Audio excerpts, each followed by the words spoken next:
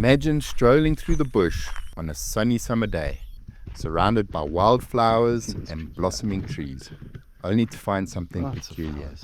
Your bees aren't out foraging. Instead, they're huddled at the hive entrance, almost as if they were held captive.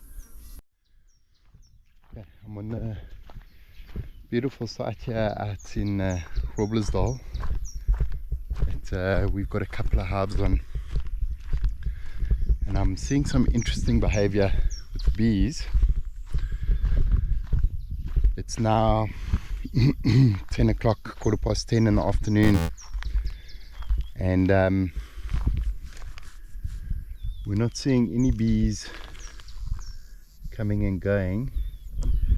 There's this fly mimicking here.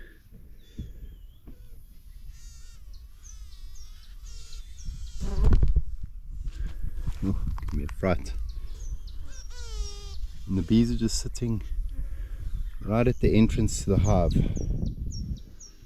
They're not coming out at all. There's no foraging going on. This was my first encounter with the banded bee pirate, a curious predator that sparked both concern and fascination. Join me on my experience with the lesser known pest as I share my first encounter with the banded bee pirate and my ongoing record of trying to understand and fix this problem. I've got 8 hives on the site. Every single hive seems to be exactly the same. There are flowers in the trees. See these little flowers here. So there is flowers to be foraged, but there is absolutely no foraging going on at all. The banded bee pirate, or Polaris latifrons, is a type of digger wasp that preys on honeybees. Unlike bees, it isn't busy gathering nectar. It's on the hunt, targeting foragers and guard bees during the hot summer months. When it catches a bee, the wasp paralyzes the insect and carries it underground, where its larvae feed on the still living bee. While this might sound dramatic, in my experience, it's more of a puzzling natural interaction than an outright disaster. I was out in the bush, walking past the flowering trees, when I noticed something odd. No bees in the open. I found this puzzling as we were in the height of the spring flow. When I checked my hives, I found all the bees gathered at the entrance, squeaking as if trying to warn others. It was almost as if they were being held captive by what I established later was a constant presence of these wasps. Again, the bees are just sitting calmly at the entrance. They're not busy at all, not flying around.